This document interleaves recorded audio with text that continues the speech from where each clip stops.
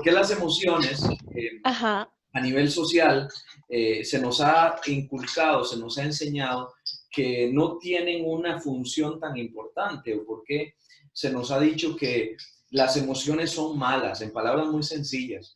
Eh, y justamente en este material que bien enseñabas ahora y que también lo tengo por acá, el libro que tiene que ver Dios con mis emociones, aquí para la gente Sí. que está en Zoom y para la gente que está en Instagram. Y justamente estoy como así enseñando, pero Nos van a ver viendo dos cámaras, pero estamos ahí, tranquilos. así es.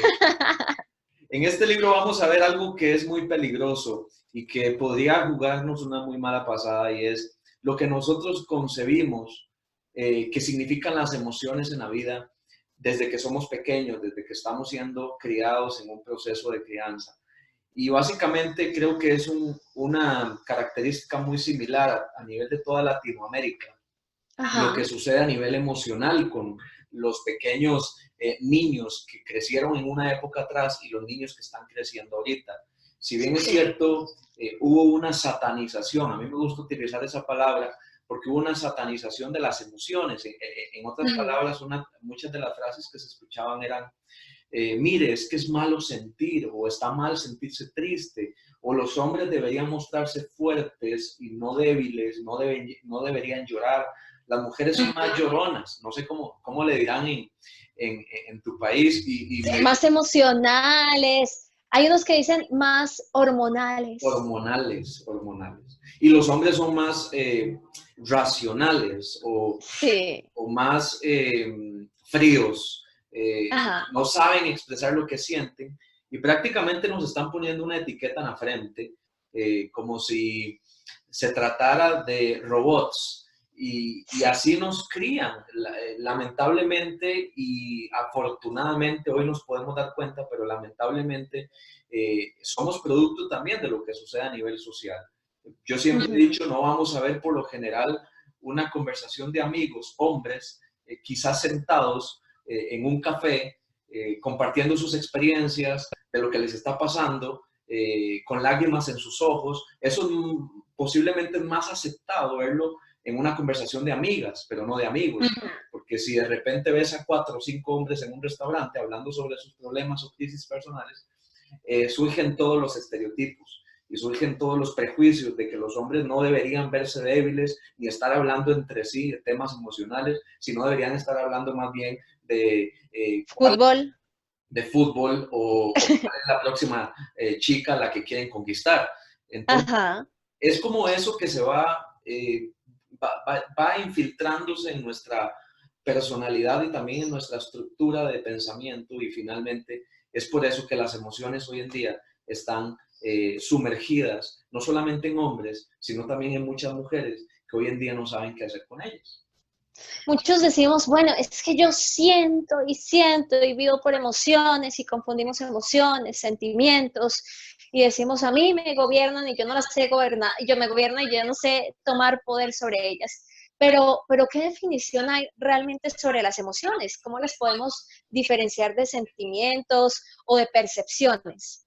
Sí, eso que dices es muy importante porque definirlas nos va a traer una paz muy interesante, y es, las emociones son, para mí la definición más sencilla es, ¿quién no necesita respirar?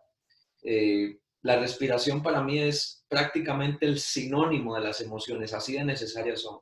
El que no respira Ujú. se muere, el que no siente se muere. Las emociones son reacciones, son sensaciones internas del cuerpo, pero finalmente lo más importante que podríamos extraer de la definición de emociones es que ellas son las que nos permiten vivir la vida, sentir la vida, son las que aparecen en momentos cuando estamos enamorados, aparecen en momentos en donde conseguimos un nuevo trabajo, o también aparecen en momentos en donde estamos pasando por un luto, un duelo, o aparecen en momentos en donde me dieron una buena noticia, una mala noticia, o algo no me sale, algún proyecto se frenó, algún proyecto se estancó. Entonces, las emociones son esas alertas que surgen en momentos específicos de la vida que nos permiten Sí. darle una interpretación a lo que estamos viviendo. Algo que me parece muy curioso, yo tengo acá también mi libro, Diario para Esposos Jóvenes, y Buenísimo. está ¿Qué tiene que ver Dios con mis emociones? Y algo que tienen, o sea, es muy curioso porque de muchas maneras he encontrado un paralelo entre ambos. Diario para Esposas Jóvenes habla mucho al corazón de las mujeres, pero este libro habla no solo de las mujeres, sino también de los esposos. Algo que me gustaría que tuvieran en cuenta las mujeres cuando me dicen qué le puedo pasar a mi esposo. Este libro es fundamental. Y en uno de tus primeros capítulos, y en mi primer capítulo, tocamos un tema casi de la misma manera, y es el ser emocional, o el ser físico, el ser almático y el ser espiritual. Me gustaría que tú lo comentaras un poco en tu definición para yo poder acomodarlo en una relación vivida desde esas tres áreas como el ser humano, para que las personas puedan entender cómo es importante manejar nuestras emociones para tener un buen resultado en las relaciones, ya sea de pareja o sociales en general. Qué bueno, qué bueno. Yo creo que Dios definitivamente nos ha hablado de conceptos muy similares y eso a mí siempre me trae muchísima gratificación porque creo que es parte de lo que necesitamos en la sociedad. Y no solamente en mi país, Costa Rica, sino que yo sé que en todos los países de Latinoamérica esta es una necesidad que está pegando gritos. Y me gusta esa pregunta porque yo baso este libro en no solamente ideas que se me vienen a la mente, sino que hay una investigación que me gusta muchísimo y es una investigación de una de las organizaciones más importantes del mundo, que es la Organización Mundial de la Salud. Y la Organización Mundial de la Salud recientemente llega a un descubrimiento, llega a un principio que es el que comparte hacia todas las demás organizaciones del mundo y dice, el ser humano tiene varias esferas que lo componen.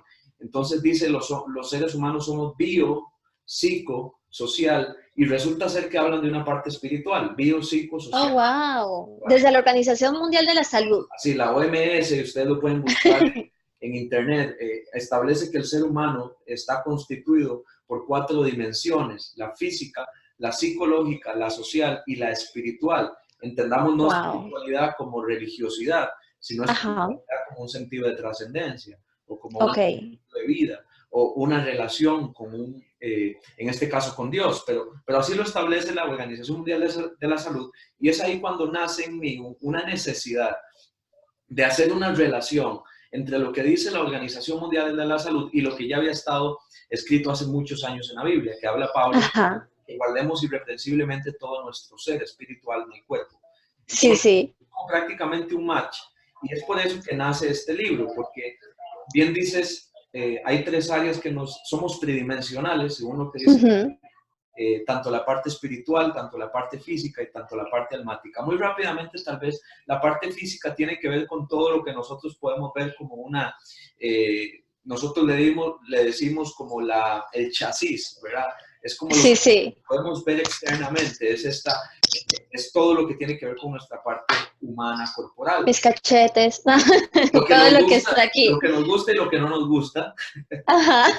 Lo que queremos cambiar y lo que todavía no hemos podido cambiar.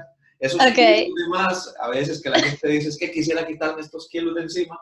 Bueno, esa es la parte. Están en este aspecto, También es la piel que se arruga, por ahí a veces la gente tiene problemas con el envejecimiento. Ay, Dios mío. Esa es la parte física y creo que es un área muy importante, Lala, porque me gusta que también en tu libro lo menciones y lo he estado viendo, porque a veces nos enfocamos mucho, lo digo tal vez por los ámbitos cristianos o de la iglesia, nos enfocamos mucho en conservar el espíritu, en conservar la parte espiritual, pero qué importante también es conservar la parte física, porque la parte física es la que sostiene la parte espiritual.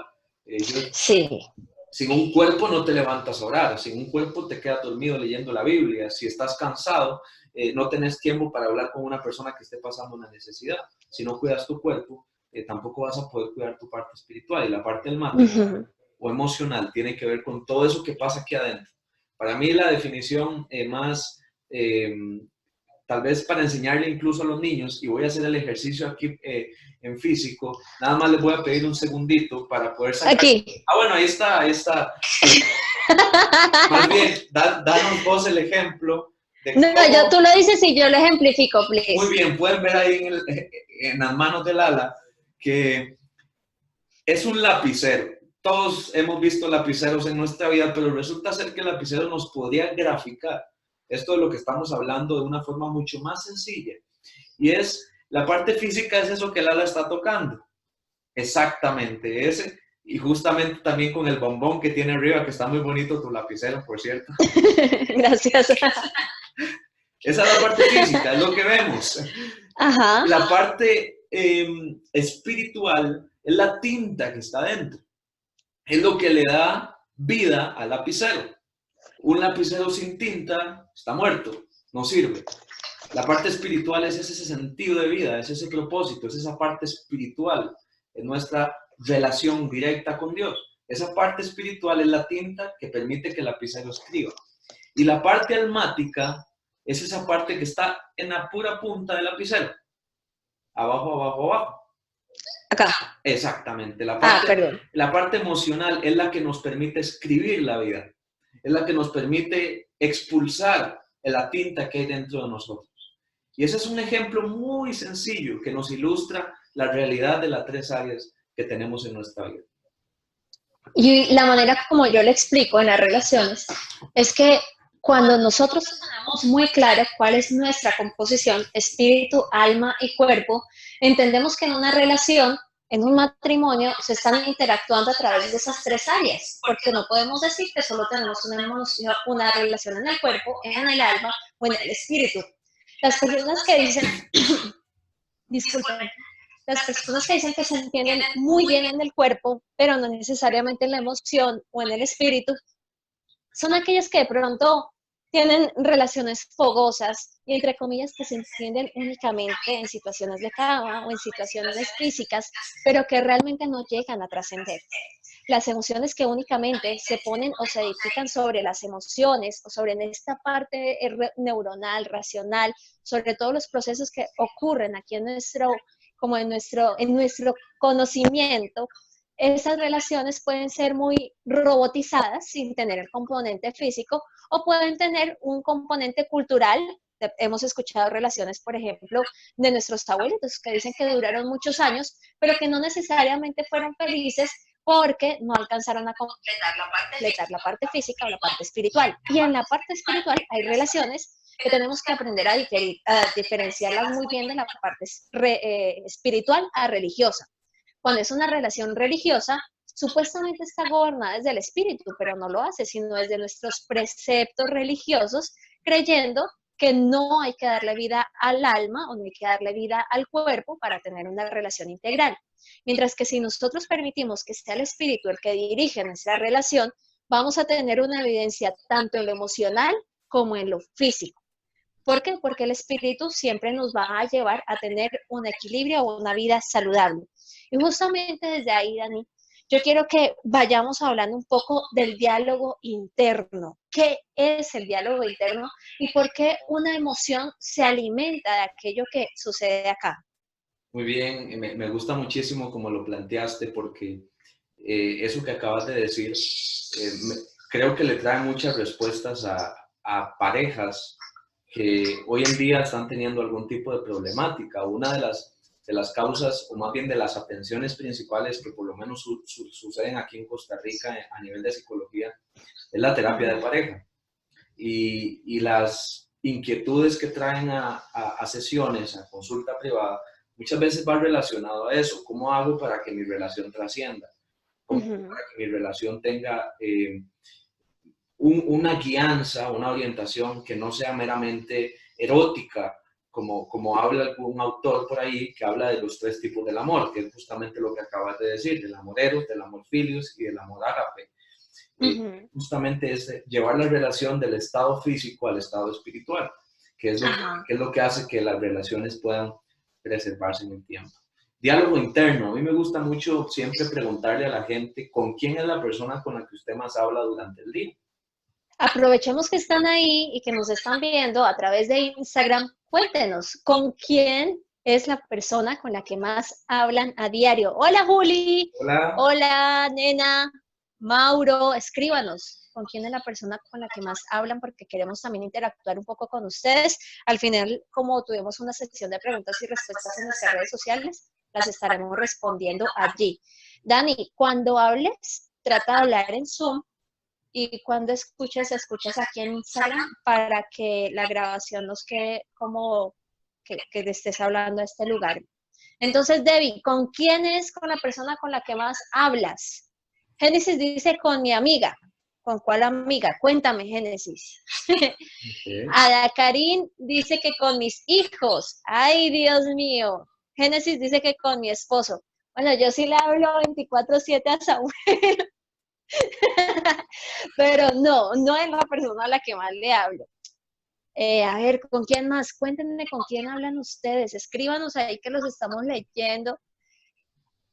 Maillita dice, aquí estamos, Yancy, Julián, Betty, Gloria y yo. ¡Wow! Un saludo a todo el equipo de Casa Creación, de Mujer Eva, un abrazo gigante, esforzados, valientes, un equipazo. Totalmente, totalmente.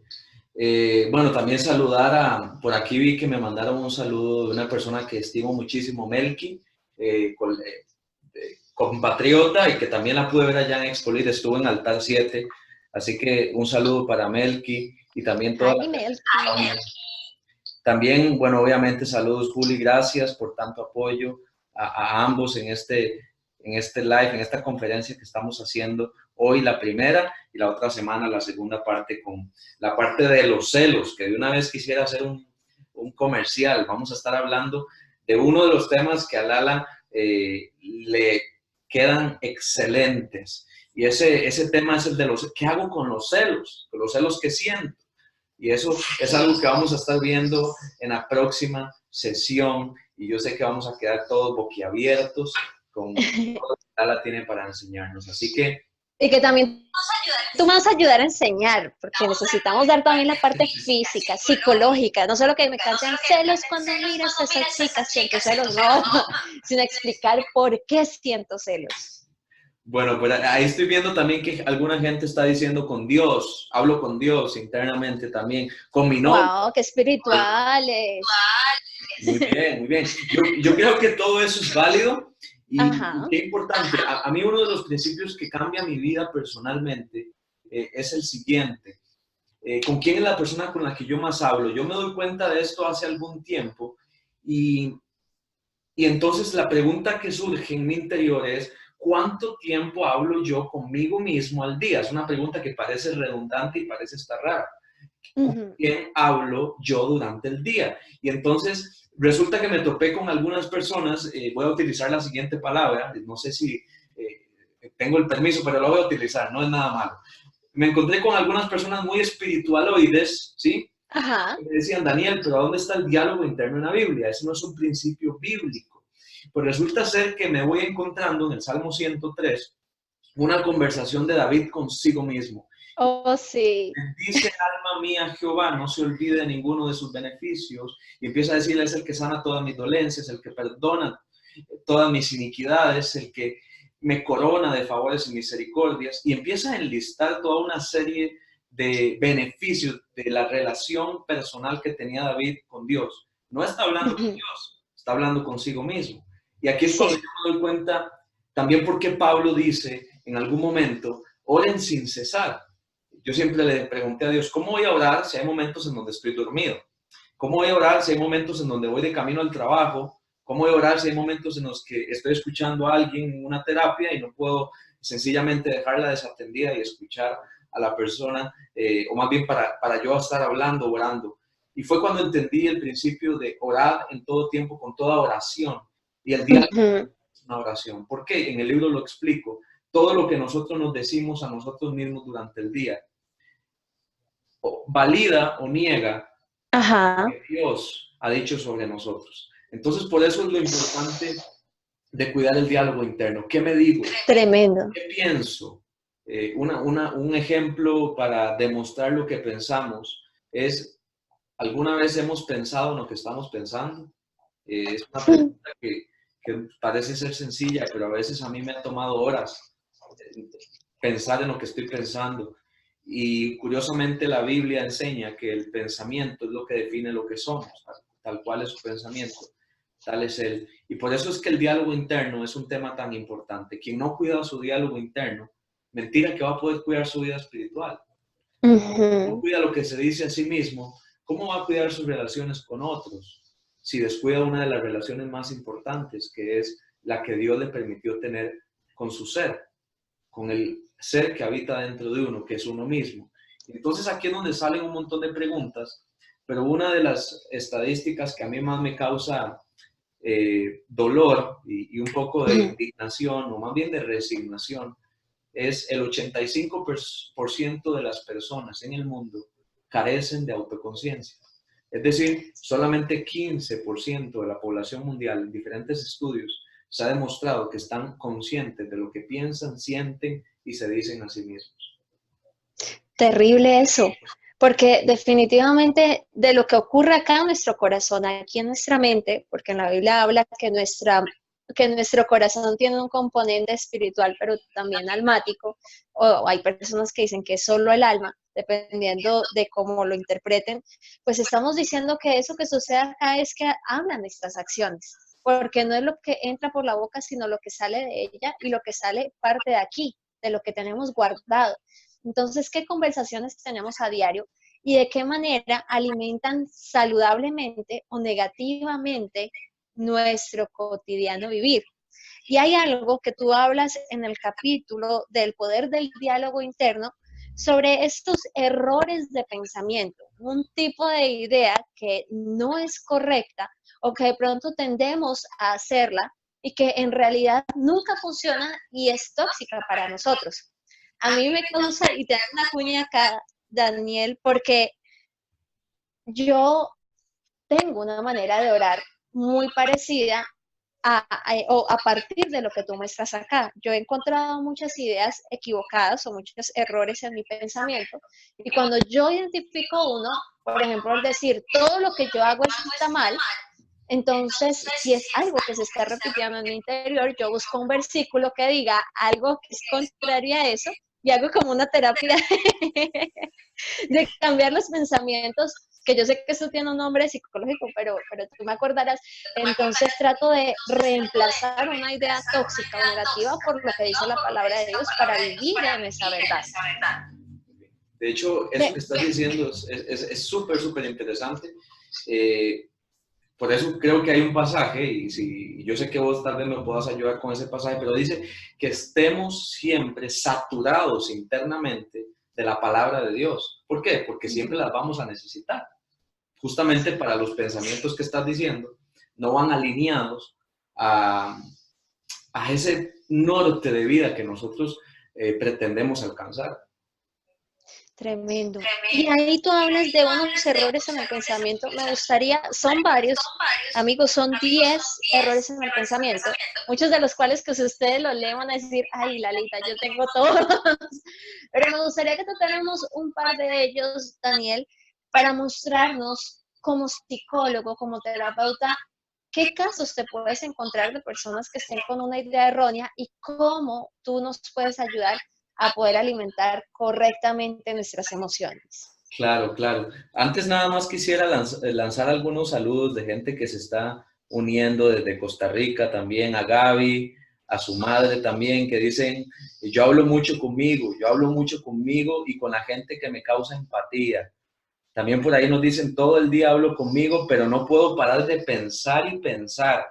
Eso es tan interesante, lo van a encontrar en el capítulo número 1, el síndrome del pensamiento acelerado.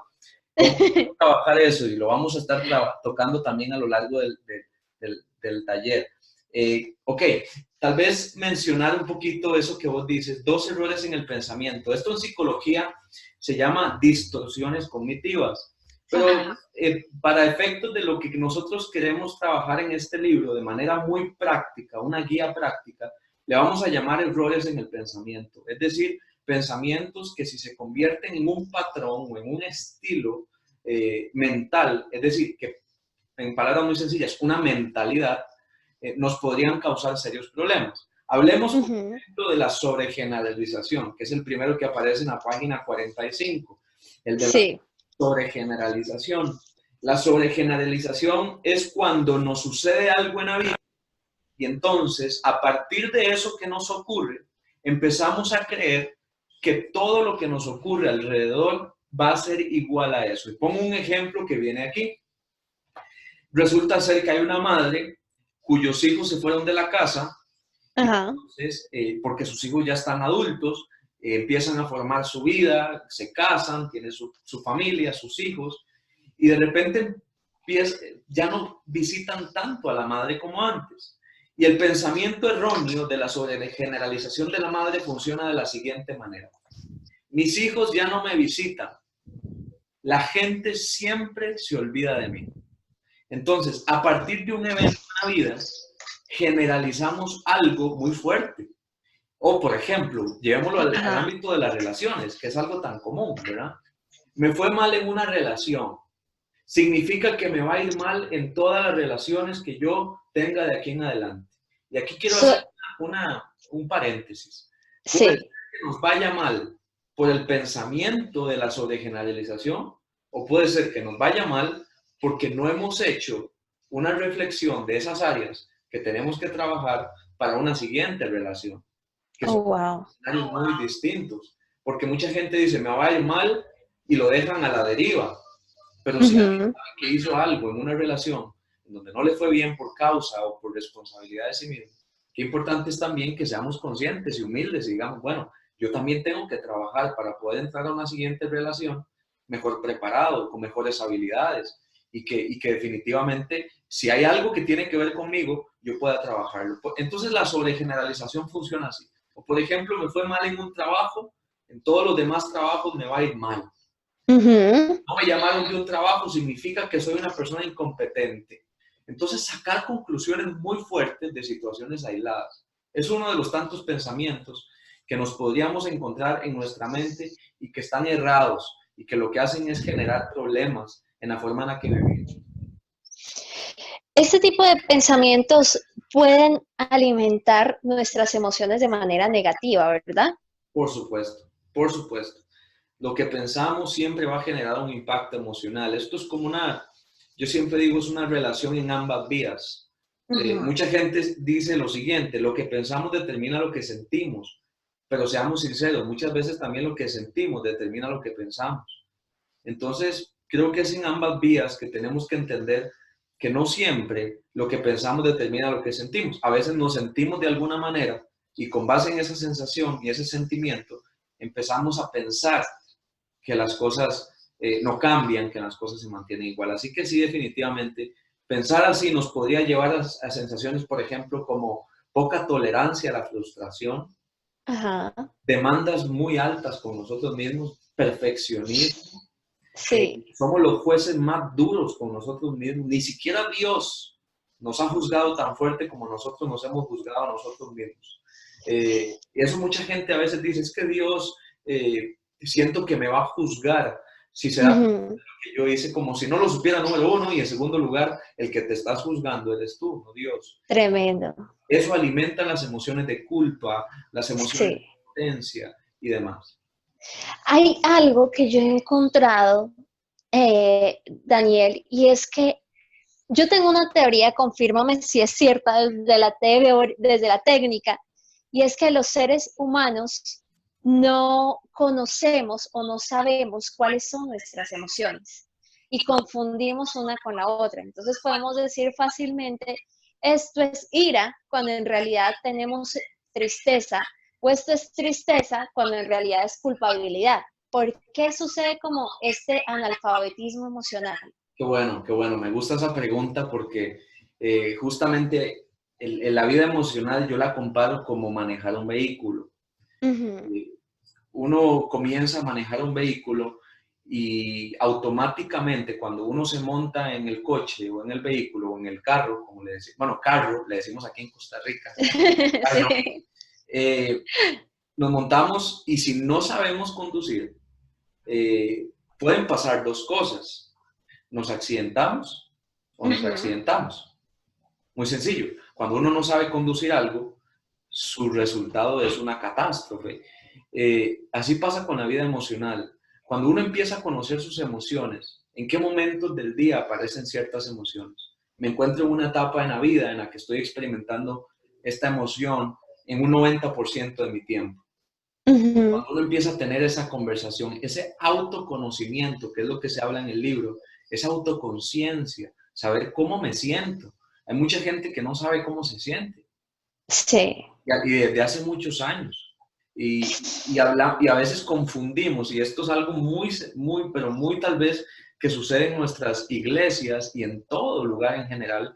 A veces hablamos desde lo que quisiéramos sentir y no desde lo que estamos sintiendo. ¿Cómo estás? Bien, pero ¿realmente estás bien? ¿O es que te quisieras sentir bien, pero no estás sintiéndote bien? Entonces, esto es algo muy serio, porque si ignoramos lo que sentimos, vamos a vivir siempre en búsqueda de una emoción que todavía no estamos sintiendo. Entonces, ¿y cómo se puede poner de una manera equitativa la fe frente a lo que estamos percibiendo? Porque ahí viene la pregunta, ok, yo no me siento así, pero si lo declaro, lo voy a traer sobre mi vida. ¿Cómo lo puedo hacer correctamente para ser coherente con mi fe y con lo que sucede dentro de mí? qué lindo que hicieras esa pregunta, porque justamente hay un capítulo en el libro que Ujú, habla sobre, que lo podemos encontrar en la página 37, ujú, perdón, en la página 49. Dice la oración en todo momento. Y es aquí cuando surge la pregunta, entonces, la fe, ¿qué lugar tiene en todo esto de las emociones? Y bien decías, puede ser que yo no me sienta bien, pero para yo alcanzar un estado que todavía no estoy experimentando, tengo que reconocer cómo me siento. ujú, Para que la fe empiece a operar, yo necesito reconocer dónde estoy. Si yo no reconozco dónde estoy, voy a vivir en una eterna búsqueda de lo que todavía no conozco, ni he aceptado. Y bíblicamente lo dijo Pablo, yo me enorgullezco de mis debilidades. Yo me enorgullezco de lo que no me sale todavía. ¿Por qué? Porque es justamente esa la base y la plataforma donde opera la gracia de Dios. Entonces, la gente que niega lo que siente, no es que no está aplicando fe, más bien ujú. aplica fe cuando reconoce lo que siente y va en búsqueda de lo que Dios le ha prometido, de lo que quiere. Ahí es donde Qué opera. precioso. Qué preciso eso, me encanta, Daniel. Yo creo que todos estamos acá como, wow, ahora ya entiendo cómo equilibrar un poco más. Pero en esta semanita, para ir cerrando un poco la conferencia de hoy, en Zoom ya salimos, ¿verdad? No, me regalaron, dicen que 40 minutos, no sé si habrá sido, por ahí estamos Ok, todavía en Zoom. entonces voy a ponerle buenísimo. Yo ahí vi un letrerito y yo, pero ¿cómo es esto? No sé si alguien nos regaló 40 minutos o fue Zoom, no sé, pero ahí dice. Bueno, fue Dios, gracias. Si tienen preguntas, por favor, escríbanlas. En estos días estuvimos haciendo varias plataformas para que ustedes nos pudieran dejar sus cuestionamientos y de esta forma alimentar este tiempo al máximo. Y tenemos varias emociones y sentimientos que las mujeres de Diario para Esposas Jóvenes y que las chicas de mi comunidad no saben cómo manejar y queremos preguntarte a ti.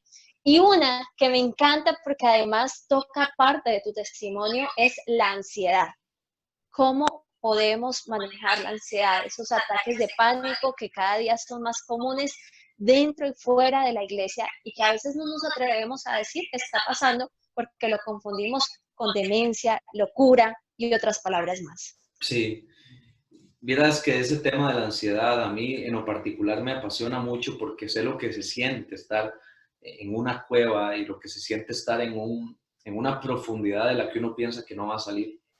Eh, Sé lo que es sentir en mi pecho como si hubiera un animal adentro, que se quisiera salir y yo quisiera correr y siento que me voy a morir y empiezo a sudar y mis pensamientos se aceleran.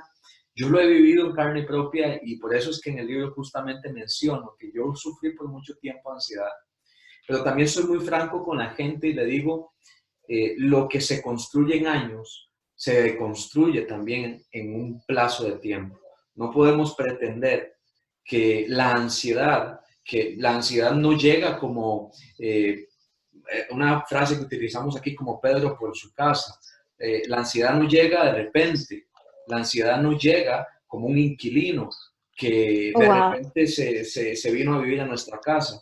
No, la ansiedad se va habitando en nuestro interior. Esta sociedad acelerada, el querer todas las cosas instantánea e inmediatamente, ha generado una sociedad ansiosa. El doctor Augusto Curie dice que en un plazo de 5 años, el 85% de la población mundial va a experimentar el síndrome del pensamiento acelerado. Eso es muy grave. Entonces, Ay, terrible. dentro de la iglesia lo estamos viviendo Sí. y en la sociedad lo estamos viviendo. Los índices de suicidio en mi país, Costa Rica, son el segundo más alto en toda Centroamérica, solamente por detrás del Salvador. Pero todo mi país está en consternación porque la gente está tomando decisiones contra su vida. ¿Esto es por qué? Porque están perdiendo el control de sí mismos. ¿Cuál es una de las herramientas que Dios nos ha permitido conocer? El de la educación emocional.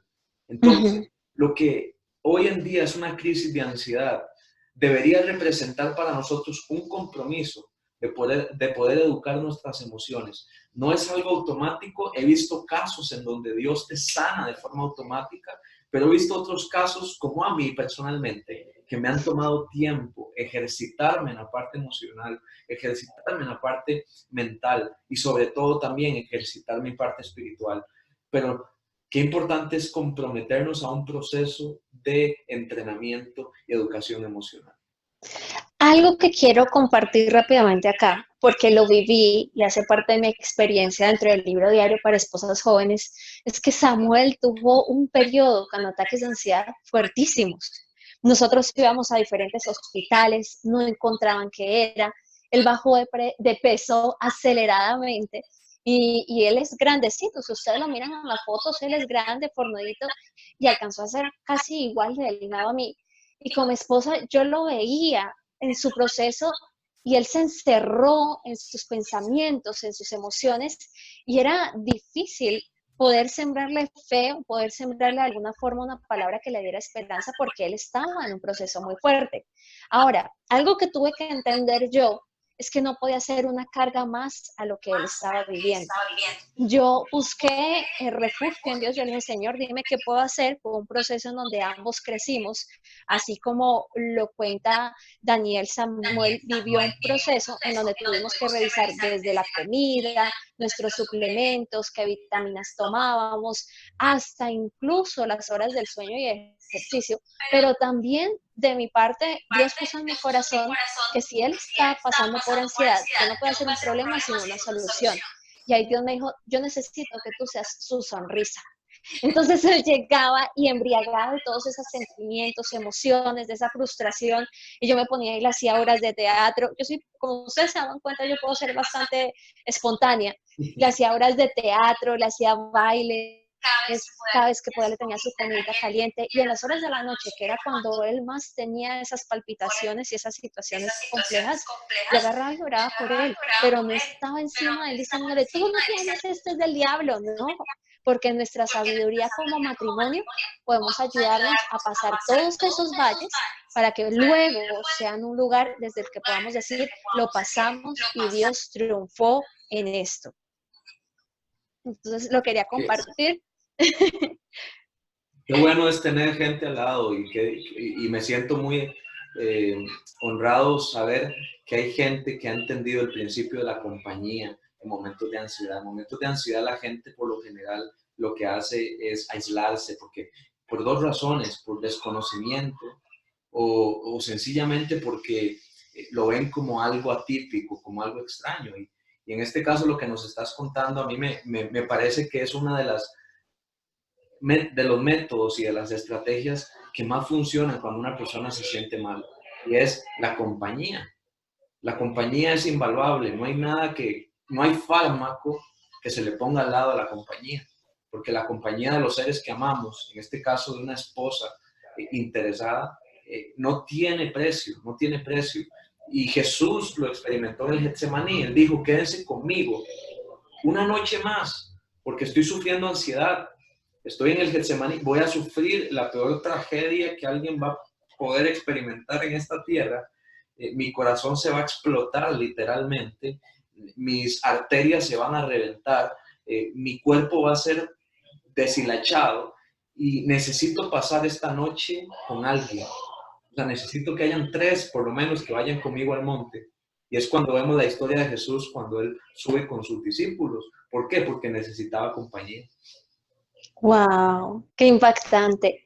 Pero es necesario entender, somos seres emocionales, pero en un matrimonio, en una relación, esta emocionalidad se comparte y debemos encontrar el equilibrio en Jesús para que podamos alimentarnos cuando alguien esté débil. Si yo pongo toda mi fuerza sobre aquel que está débil, pues vamos a caer juntos. Pero si este se puso un poquito débil, pues el que está fuerte lo puede ayudar a levantar, que es la enseñanza que siempre trato de dar a las chicas. Buenísimo. Otra de las preguntas que nos hicieron, Daniel, depresión. Muchos confunden ansiedad con depresión y hay muchas mujeres que están pasando depresión posparto, depresión por las circunstancias en el matrimonio, si hay conflictos. Varias de las niñas que yo conozco, que son de la comunidad, están teniendo problemas en su matrimonio y no logran tener una vida emocional saludable cuando hay problemas en el matrimonio. ¿Cómo se puede hacer para dividir o para alimentar ambas partes? Sí, la depresión es, al igual que la ansiedad, uno de los fenómenos psicológicos más serios que están atacando a millones de personas en el mundo. También lo dice el doctor Augusto Curie, aproximadamente 1.000 millones de personas en un periodo de 5 años estarán combatiendo contra la depresión. Augusto Curie es el psiquiatra más leído del mundo, es un brasileño que se ha enfocado a trabajar en educación emocional. ¿Cómo distinguir la depresión de la ansiedad? Yo creo que no es tan importante como saber que las dos merecen ser atendidas. Porque mucha gente a veces dice, es que yo no sé si lo que tengo es ansiedad o depresión. Las dos son sumamente, ¿cómo decirlo? Son necesariamente, tenemos que revisarlas. Es decir, tienen que ser revisadas porque si nosotros pretendemos, en medio de una depresión, la depresión tiene muchas presentaciones. Hoy en día se habla, por ejemplo, de la depresión profunda, de la depresión mayor, se habla de la depresión en un estado de bipolaridad, puede ser en una depresión postparto, puede ser una depresión postraumática. La depresión puede ser, puede presentarse de muchas maneras, pero lo más importante de la depresión, lo que tenemos que entender, es que la ansiedad muchas veces nos lleva a la depresión. ¿Por qué? Porque la ansiedad es una aceleración. Yo siempre digo que la ansiedad es como querer tener todas las piezas juntas y la depresión es cuando ya las tenemos juntas, pero no sabemos qué hacer con ellas. ¿Por qué? Porque la ansiedad es una aceleración, como decíamos, es querer que las cosas se resuelvan. Puedes tener un pensamiento fatalista, puedes tener un pensamiento negativo o la ansiedad incluso puede ser esas sensaciones internas que estamos experimentando, como si algo estuviera desequilibrado. La depresión es cuando la persona ya su nivel de energía alto lo lleva más bien a no querer salir de la casa, se lleva a no querer dormir, a tener mala alimentación, la persona ya no quiere seguir luchando por lo que siempre le ha apasionado, pierde gusto por la vida, pierde gusto por el relacionamiento, pierde gusto por muchas cosas. La depresión es cuando la ansiedad, el pico de la ansiedad ya ha pasado y la persona cae en una profundidad emocional en donde definitivamente hay que ayudarles a las personas a salir. Daniel está a favor de los medicamentos siempre y cuando esté acompañado de una terapia integral. Yo creo firmemente en los medicamentos temporales. ¿Por qué? Porque yo los he utilizado como psicólogo, siempre lo digo para que la gente tenga empatía para que sepan que yo tengo empatía con ellos. He utilizado medicamentos como cristiano, como hijo de Dios, porque he necesitado producción de neurotransmisores que en algún momento, por diferentes razones de mi vida y situaciones, no seguí produciéndolas de la misma manera. Entonces necesitaba una ayuda temporal con asistencia psicológica y espiritual, pude salir de mi crisis. Así que no tenemos tampoco que satanizar la parte médica. La última pregunta que vamos a alcanzar a responder hoy y que espero poder haber abarcado todas las preguntas pequeñas que nos hicieron porque podemos seguir Y es que es tan rica esta charla, Daniel, que no creo que dos conferencias sean suficientes, porque además estoy aprendiendo muchísimo. Gracias por tu tiempo, por tu excelencia, por la preparación, por esa vulnerabilidad con la que tú nos muestras.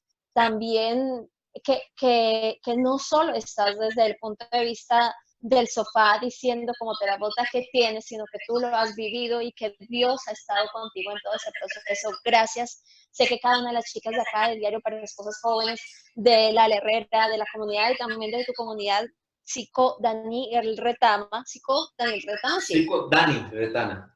Psico Dani Retana, pues estamos muy nutridos con toda esta información. Y la última pregunta es, ¿qué hago con la ira? Cuando tengo mal genio, golpeo, grito, lloro.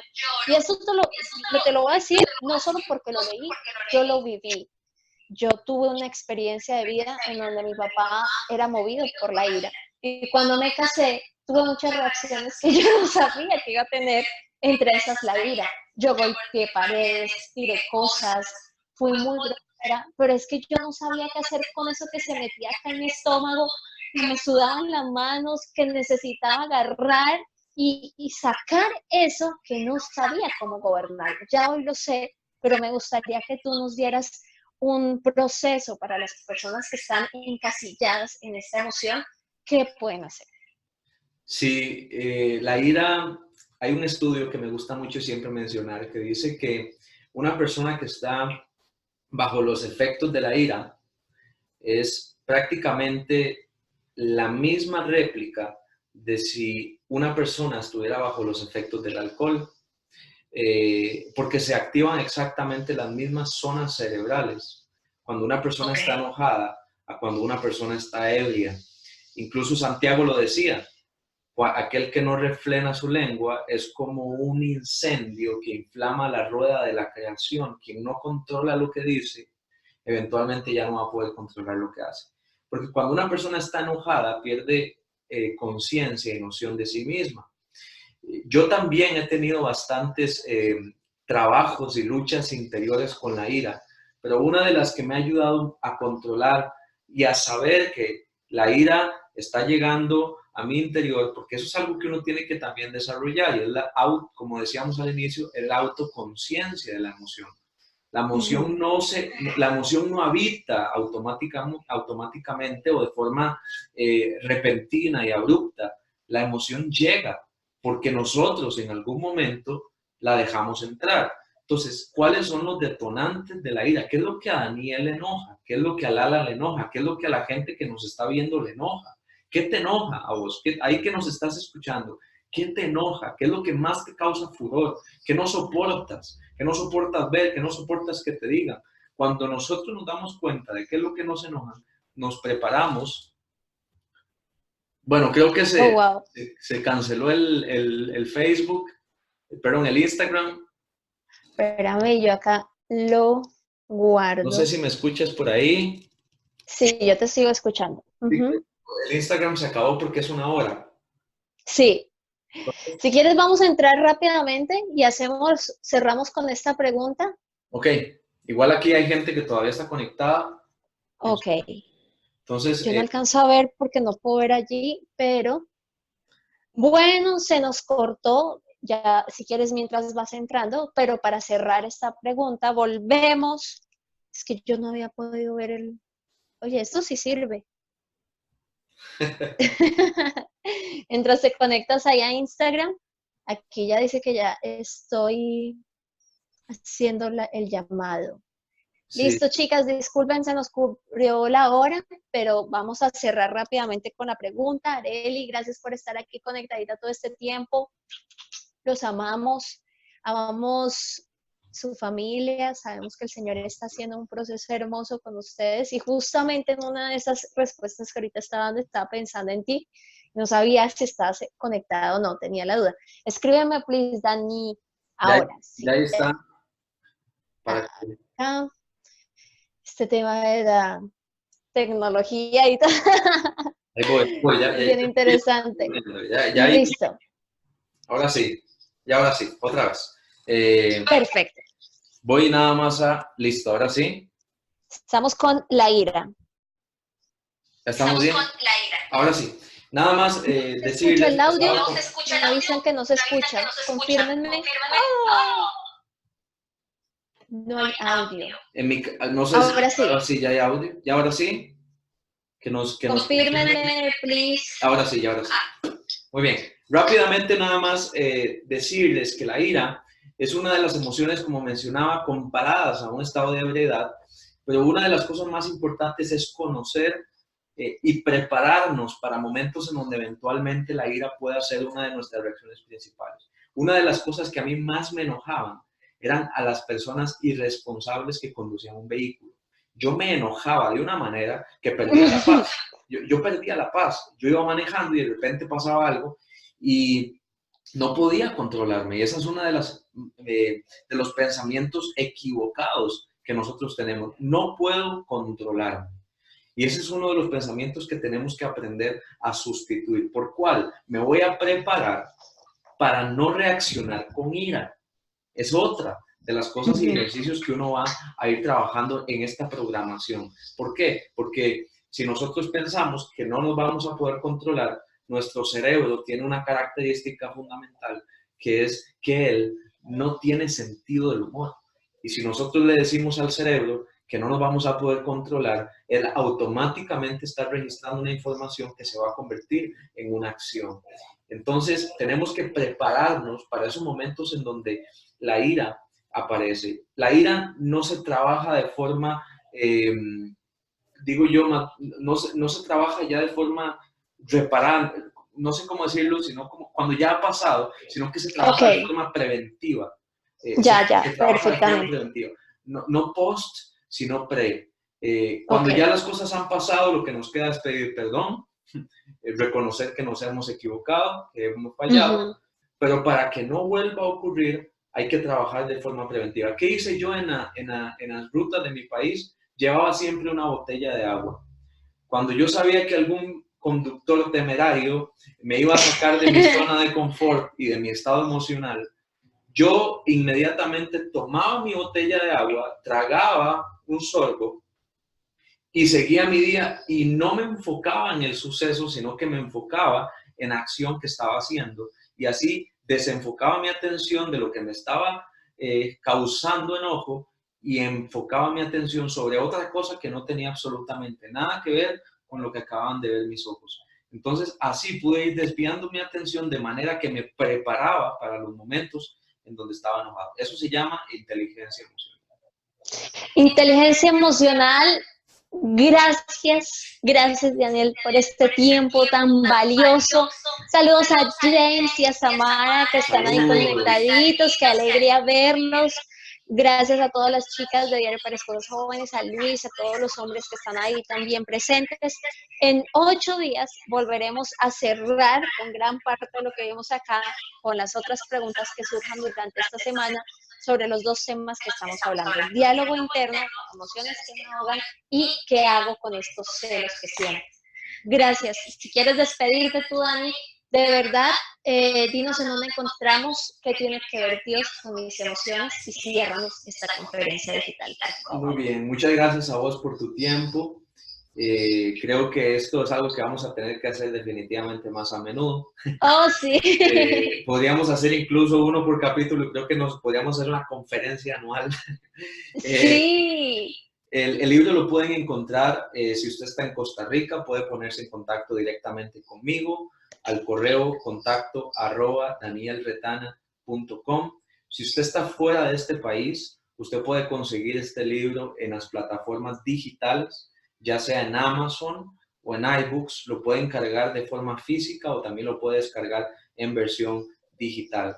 En Costa Rica igualmente va a estar colocado en librerías y en toda Latinoamérica sé que también va a estar llegando a las librerías. Pero bueno, así lo pueden encontrar, se lo recomiendo y de verdad que para mí es un honor, como siempre, servirle a la comunidad, servir a la gente que se identifica con lo que he escrito y también que sé que podrían utilizar sus emociones para vivir mejor. Y yo te agradezco a vos, Lala, porque también tu libro se lo he recomendado a un montón de gente. Ya muchas gracias. Muchas pacientes lo están utilizando ya muchas mujeres conozco lo están utilizando y recomiendo a ojos cerrados el libro de Lala Herrera, Diario para Esposas Jóvenes. No sé si lo tienes por ahí para que la gente lo pueda ver.